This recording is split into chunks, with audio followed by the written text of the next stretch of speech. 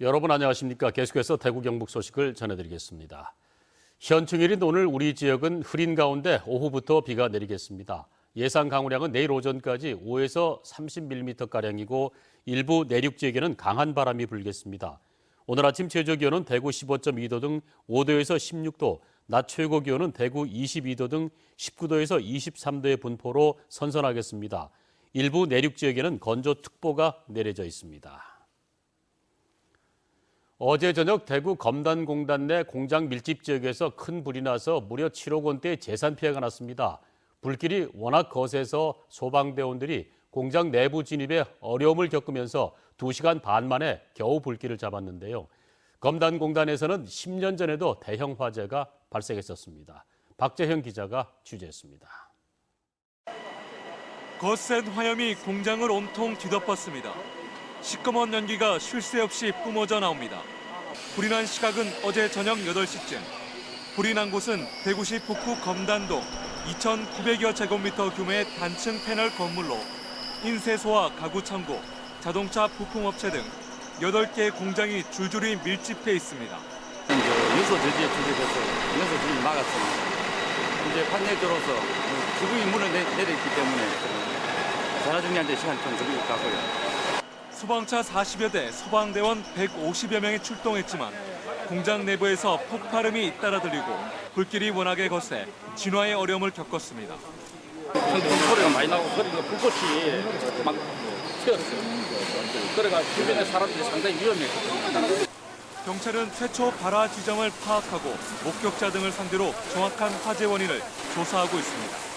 실제로는 파레트가 있었는데 그 파레트가 불이 붙었고 외벽을 타고 올라갔다는 진술을 일단 받았는데 이번 화재로 공장 8개가 잿더미로 변하면서 소방서 추산 7억 2천만 원의 재산 피해가 발생했습니다. 10년 전인 지난 2007년에도 대구 검단공단 내 한일합섬 대구 공장에서 큰 불이 나 수십억 원대의 재산 피해를 기록하기도 했습니다. MBC 뉴스 박재영입니다. 제62회 현충일을 맞아 대구와 경북 지역에서도 추념식이 열립니다.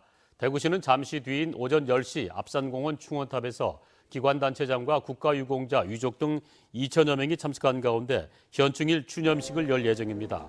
이보다 앞서 권영진 대구시장과 우동기 대구시 교육감 등이 시남 선열공원에서 호국 영령들을 참배했습니다. 경상북도도 국립영천호국원에서 김관영 도지사와 도민들이 참석한 가운데 추념식을 거행하고 나라를 위해 희생한 호국 영령들의 뜻을 기릴 예정입니다. 현충일인 오늘 국가유공자와 동반가족 1명은 대구 동화사와 김천 직지사 등 전국의 주요 사찰을 무료로 입장할 수 있고 앞산 케이블카를 무료로 탈 수 있습니다. 국가유공자는 또 오늘 대구 도시철도와 대구 시내버스를 무료로 이용할 수 있습니다. 이 밖에 이달 말까지 국가유공자와 동반가족 1명은 홈에서 펼쳐지는 삼성 라이온즈 야구 경기와 대구 FC 축구 경기를 무료로 관람할 수 있습니다. 대구 환경운동연합은 성명을 내고 어제 낙동강에서 올 들어 첫 녹조띠가 목격됐다고 밝혔습니다. 첫 녹조띠가 관측된 구간은 달성보와 합천 창녕보 사이 도동서원 앞입니다.